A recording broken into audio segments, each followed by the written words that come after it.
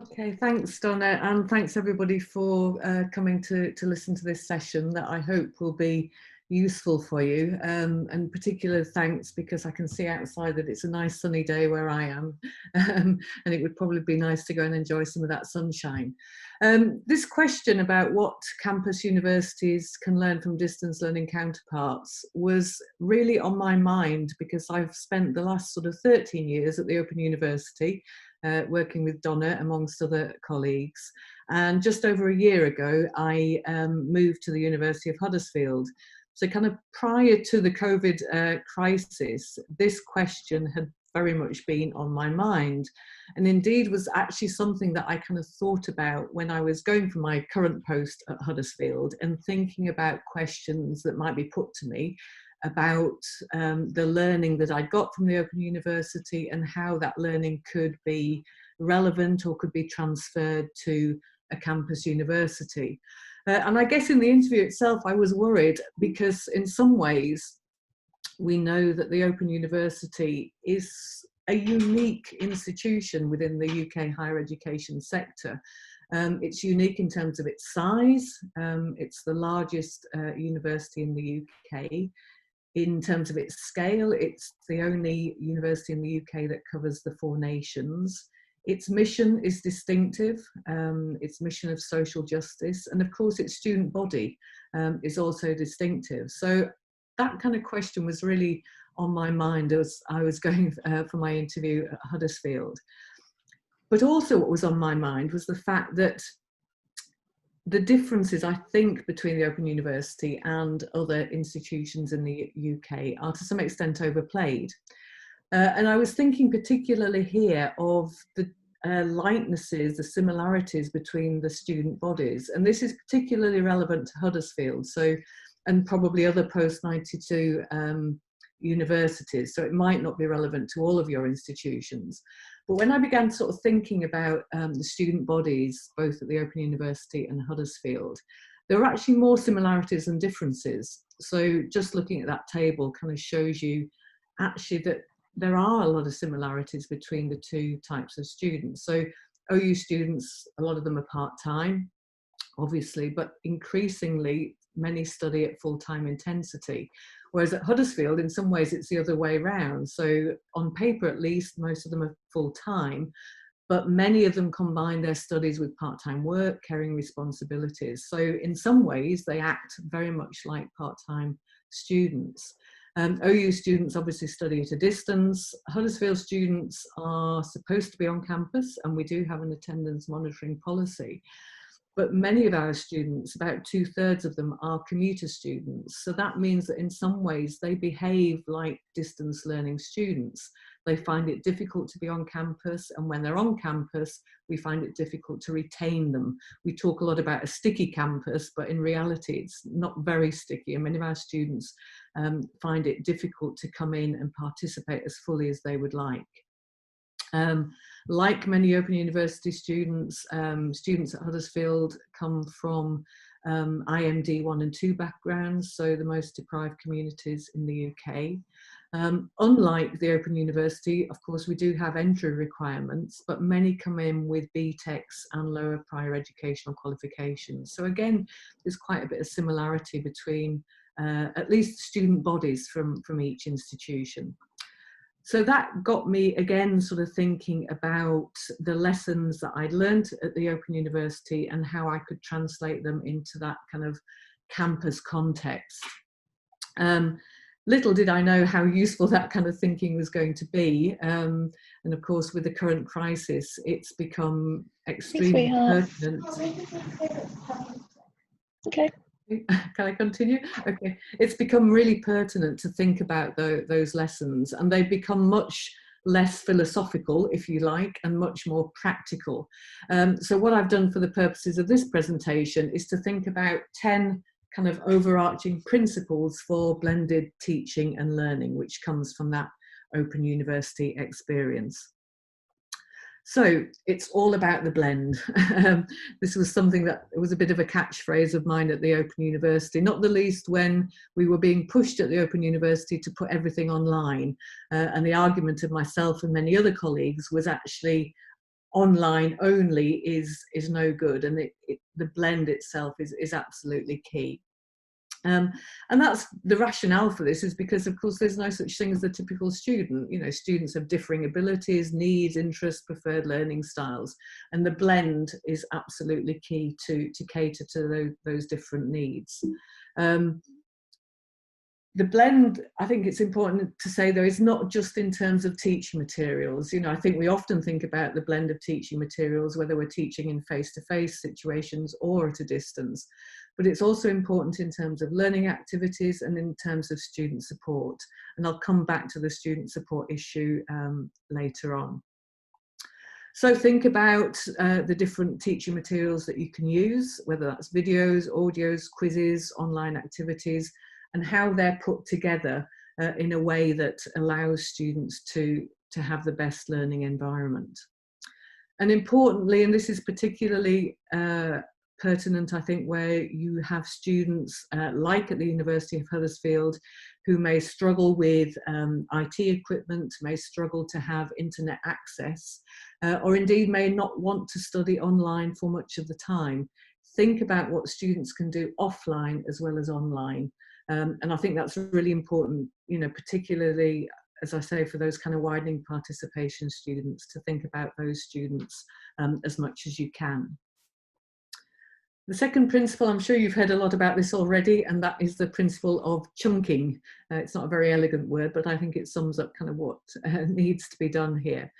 And the rationale for this is, of course, that attention spans, we know they're quite reduced in face-to-face environments. I think we tend to think that students listen well for the first 20 minutes or so, and then switch off till we kind of bring them back in again.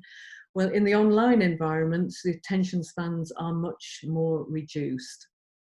So think about chunking video materials, think about audio, think about chunking text as much as possible. So, you know, you really need to think about the length and type of materials that are provided to students. Many of you may be thinking about using your lecture capture from previous years. In fact, your institutions might be saying this is the kind of, at least the practical thing to do in the meantime. And it might be unavoidable. I think in all of this, we need to think about, to distinguish between the doable and the desirable. So if you are having to reuse lecture capture, think about how it can be divided up, think about how it can be chunked, and think also about how it can be topped and tailed with learning activities. I would say it is desirable to avoid simply reusing lecture capture from previous years, but if that's what you have to do, then do think about dividing it up and topping and tailing it with activities so students can get the most from it, rather than just having a passive kind of learning experience of watching the lecture capture as it was captured in previous years. And that brings me to the third principle of engagement. This is kind of one of my favourite points really about thinking about OU materials. I always used to say to colleagues at the Open University that it's when we kind of make and produce OU materials, it's a bit like giving toys to children. You're never quite sure what they're going to do with them, and it's probably not what you originally intended.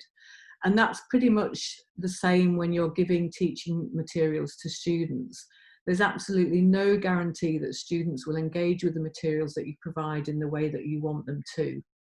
And that's something that you need to bear in mind. And it's also worth thinking about, you know, all the time that and resource that you invest into your teaching materials. They might be the best teaching materials in the world, but if you're not thinking about how to get students to engage with them, you run the risk of kind of wasting the time and resources that you've invested. And of course, what we want students to do is to watch, to read, to listen actively rather than passively. And we need to kind of think about ways in which we can get students to do that. So again, think very much around activities. What activities can you provide to get students to engage with the materials? That might be as simple as an activity where you get students to, where you pose a number of questions before students are watching a lecture or watching 15 minutes of a video, and get students to watch out for those questions, to jot down some ideas in response to them, so that when they're sitting down in front of a lecture or a video, they're looking for something, they're ready to engage, they're watching out for those points that they need to jot down that will help their understanding. And those kind of prompts, if you like, or sort of prompting questions, really help students to listen actively rather than to kind of lean back in their chair and engage passively. And I think that kind of leads on to a wider point, really, that we have to, just as we're all kind of learning how to put our teaching materials online and to think about that sort of blended environment, we also need to teach students how to do that as well. So we need to think about the tips, about the guidance, about the advice we can provide for students so that they get the most out of studying online, because we can't expect them suddenly to be in this unfamiliar environment and to know what to do with it. So the Open University, for example, invests a lot of time and resource invests a lot of time into producing resources that teach students how to be distance learning students. So I think that's something that we need to think about doing as we all move our teaching online as well. Tone and voice is really important, and I guess what we need to sort of think about here is that when the Open University is producing a module, they spend about 2 years doing that, and within that 2 years, a lot of the learning that takes place for the academics producing the materials is around getting the tone and voice right for students. We don't, of course, have that luxury, but there are some things that we can think about doing. And the reason that tone and voice is so important is that what's lacking in an online environment are those kind of social cues. And I'm finding that now as I'm presenting, as I'm sure that many of you will also have this experience. I'm concentrating on the PowerPoint. I can only see a handful of videos of people that are attending this session. And so I'm missing out on those social cues that you get from being in front of a lecture, being in a seminar group. You get much more sort of back from the audience. Presenting in Zoom or Microsoft Teams or whatever the online platform is a bit like talking into a vacuum. And so that means that you really need to think about tone and voice and getting that right for students, because otherwise it's very difficult to know where students might be going wrong, where there might be misunderstanding, where there might be misinterpretation. So whether you're delivering in terms of video and audio, or whether you're using text, think carefully about the words you use to convey your messages. Try and speak in plain English. Try to avoid colloquialisms. That's particularly important if you have a high percentage of international students, of course, as well. But keep the instructions as clear as possible. When you're asking students to watch something, to do an activity, to engage with something, keep the instructions as simple, consistent, and as courteous as possible. The fifth principle is to maintain a presence. And by that I mean sort of thinking, if you're learning at a distance, if you're learning online, it can be a very lonely experience. And this, I think, is particularly pertinent for new students who will have had no prior contact with their teaching staff. For our students who are continuing, at least they have the benefit of knowing who you are. They've had interaction with you already. But for new students, they won't have had the benefit of that. So at the very least, make sure you have your photo uploaded so they can see who you are. And avoid that terrible kind of blacked out sort of grey robotic profile that you can see on the screen there. It really is important that students know what you look like. I know many people don't like to put up their photo. They like to put up a flower or an animal or something instead, and I do understand that.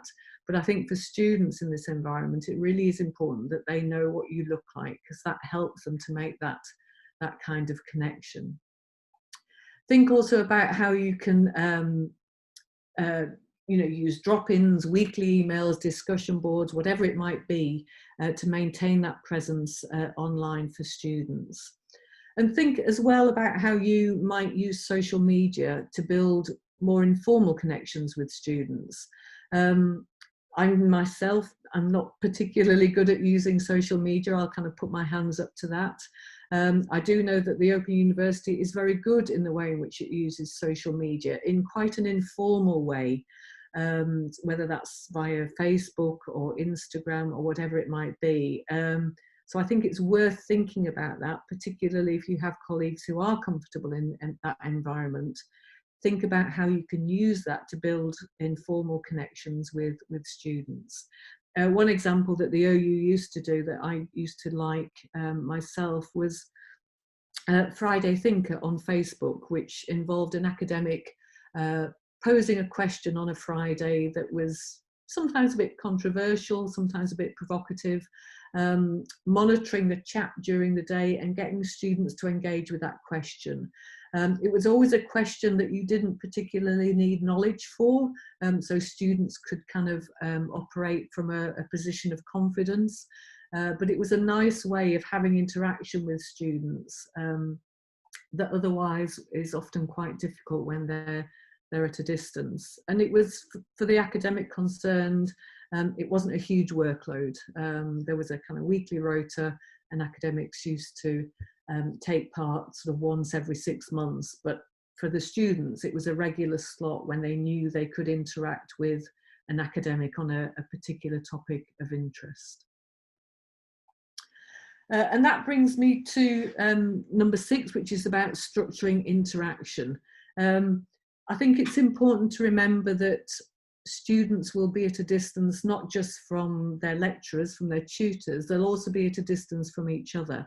So they'll miss out on that kind of very informal sense of support they get from each other, whether that's sort of just coming out at the end of a lecture thinking, oh my goodness, I didn't understand any of that, did you? That's the kind of support that they will miss out on when they're in this blended learning environment. So we need to think about how we can provide structured ways of almost kind of imitating that sense of connectedness that they get in a face-to-face environment. Of course, it can be very awkward. So that is why I think it's important to think about how you structure it. You can't really leave it to chance. You can't really leave it to spontaneity. You need to kind of think about the opportunities that you might provide for students so that they can engage with each other. And I think linked to that is it's also important to establish codes of conduct for students. I think we tend to think, and I'm certainly guilty of this, that kind of younger students are very good at interacting online, and we think there's kind of a digital generation. But actually, I think what we find, particularly as soon as we kind of translate that into an academic setting, students find it very hard to see how the skills that they use on WhatsApp or whatever, TikTok, whatever the latest kind of online environment is, they don't see how they transfer those skills over into an academic setting. And I think often misunderstandings can arise amongst each other unless we provide kind of codes of conduct, a kind of netiquette, if you like, I think is important to establish. Otherwise, it can get quite difficult for students, I think. And I keep with the theme of structuring. I think it's really important to structure students' learning journeys.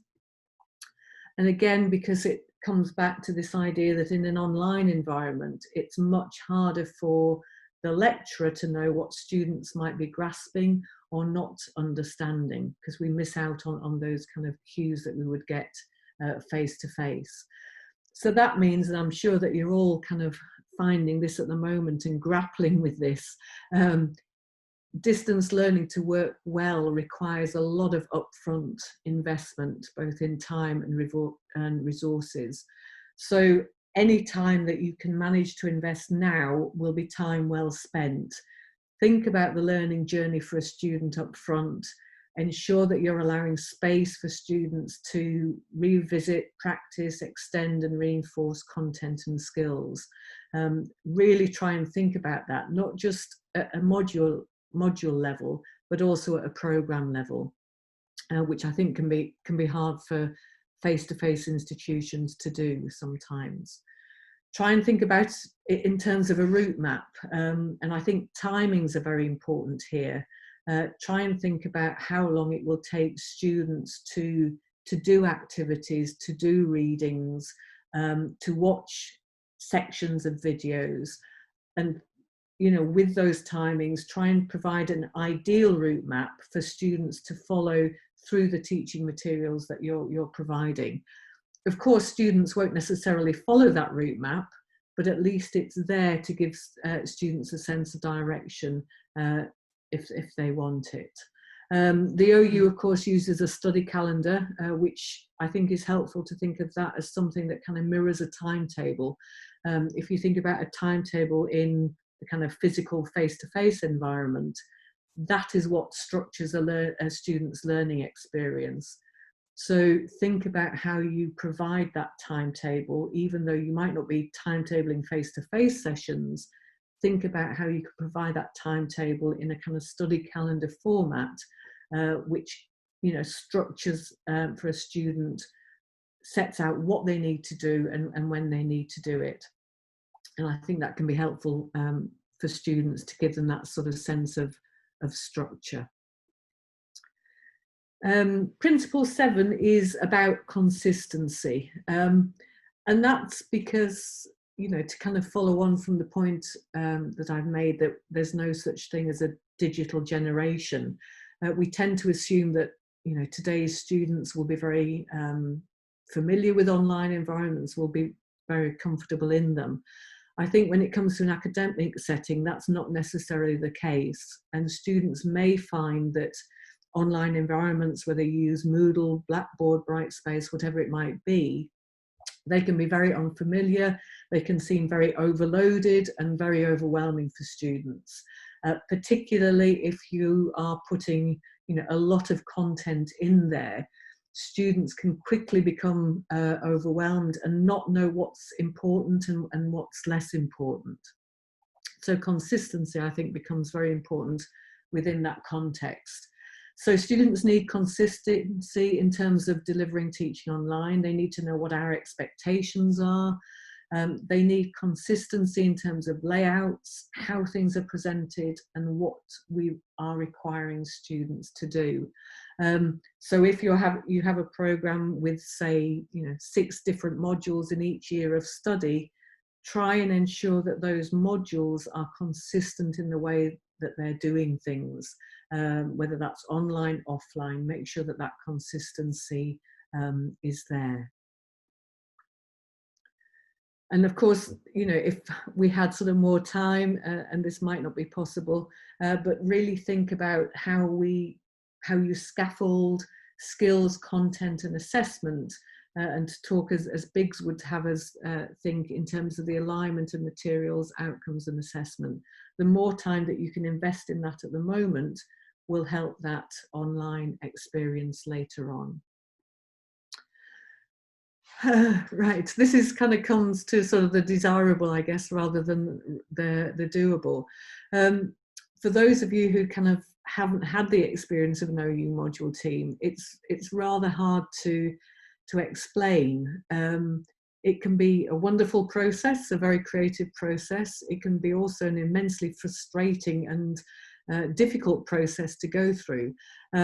Probably the best way of describing it is to imagine that you sit around with your colleagues, get all your lecture notes in a pile, and your colleagues then go through your lecture notes line by line and tell you different ways of doing things. So it can be incredibly frustrating as well as creative, as I've said. Whilst we can't imitate that within the sort of the face-to-face setting, I do think it's important to think about how useful critical peer review can be, because that helps students to see their studies holistically rather than on a module by module basis.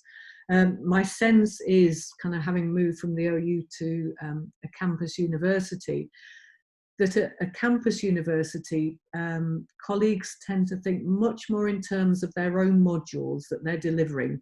And whilst there is a view of how those modules fit together in a programme, I think it's quite easy to lose sight of that overall programme experience, as kind of, you know, colleagues rightly concentrate on their module and the teaching that they need to do for that particular module. So I think it's useful to always remember to take that step back and think, well, okay, how does this module and how I'm delivering it in a blended environment fit with other modules that a student might be doing? And we need to kind of take that step back for students, I think.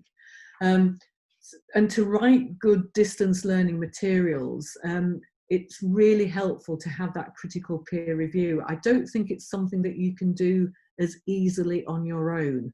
You can do it on your own, but I think it's beneficial to have somebody to look over your materials, the things that you're writing, the things that you're producing, so the end result is much richer. Because it's very much an iterative process that really does benefit from that element of critical peer review. However uncomfortable that might be at times for us to do, I do think the end result will be better. So one thing that you might want to think about doing within your own context is to think about a buddying or a mentor system for staff.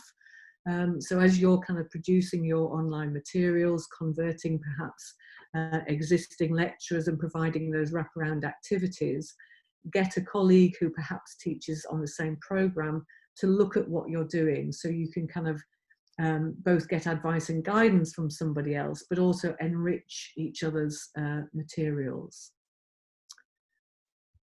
And principle 9 is about how, again, this is something I've been thinking about quite a lot over the last few weeks, in the sense that I think at a campus face-to-face university, the teaching element, kind of what academics do, seems to be much more separate from sort of the wraparound student support services. Whereas I think in a blended learning setting, and I'd be interested to see what people think about this actually, because I may well be wrong, but my sense is that in a blended learning setting, you know, teaching at a distance, teaching and support is much more intertwined. And that's, I think, because online teaching materials are not only there to provide content and skills, they're also providing support. And that, you know, to come back to a point I made earlier, that's why tone and voice is so important. Because when you're kind of designing an activity or you're writing text that a student will be reading, it's almost like you have a lecturer kind of sat at your side as you're reading it. So the teaching materials are there kind of acting as a guiding voice, the lecturer in the room, if you like, that you would have in the face-to-face environment. So that's why I think the teaching materials themselves become part of the support framework for students. So that support that we provide is done through structuring the materials, scaffolding, and really thinking carefully about the way materials are presented and the tone and voice that you're using in those materials. And also think here, if you remember right at the start, I talked about the importance of the blend, not just in terms of the teaching and learning materials, but also in terms of support tools, because one kind of support tool won't meet the needs of all your different students. So think about something like a quick start guide. This is something that I designed at the Open University for entry-level students. And it was based really on the idea of thinking about what everybody does when you get a new kind of electronic device. You know, nobody kind of goes and looks through the very detailed technical guidance. Everybody picks up the quick start guide so they can get going as soon as possible. And I think it's important to have something like that for students who will be moving into this new environment. So particularly important, of course, for new students starting in September and October. Think about providing a quick start guide in hard copy so students can get up and running in the online environment as quickly as possible. Think as well about the telephone call. I know we tend to kind of think everything should be done in Zoom or whatever it might be these days, but actually a simple pick up the phone telephone call can go a long way in terms of supporting students, not the least because it shows that somebody at the institution to which they're going has actually cared enough to pick up the phone and ask them about what kind of support they might need, talk through their expectations before they start studying, and to ensure that they're kind of, you know, ready to go as soon as term starts. And then obviously think about online induction sessions, discussion boards that can be both synchronous and asynchronous. We're trialing at Huddersfield with some student groups online peer mentoring from this September. And think about as well how you can, as I've talked a bit about already, about how you can build online communities through social media. I think there's no, as I'm sure you're all aware, there's no magic bullet for any of this. You know, I think the Open University, who's been doing it for 50 years now, would probably say they've not really cracked it yet. So, you know, it's something that you have to keep chipping away at, thinking of different things to do, and providing different support for students in different ways. So the last tips, plan spontaneity, which of course is a contradiction in terms. But I think what I was thinking here as a kind of summing up point is that, and I've sort of touched on this already to some extent, is that blended delivery, teaching online, teaching at a distance, removes the ability to act and react in the moment. You know, those kind of situations when you're in a face-to-face teaching session where you can react to whatever students are coming back with, whether it's sort of misunderstanding, whether it's you're needing to make sure that the group gels, you know, all that kind of reaction and action is missing in that sort of online context. So you need to plan for it, hence the contradiction in terms of planning spontaneity. So plan, and plan again would be my advice. Plan both formal and informal learning opportunities. Plan for a series of touch points with your students, whether that's you as a lecturer kind of in your teaching context, or you as a lecturer as a personal academic tutor. Really think and plan for those different touch points with students and how you can, the different modes within which you can do them. Think about drop-in sessions at different times. Think about the support you might want to provide around assignments, assignment clinics, for example. And I suppose actually I can think of another principle, but don't worry, I won't go on and invent an 11th one. But think as well in terms of assessment as a support mechanism. Assessment, I think, in an online environment is much more about assessment for learning than it is assessment of learning. So think about how you can facilitate assignments and assessment support to ensure that that happens. And I shall end there.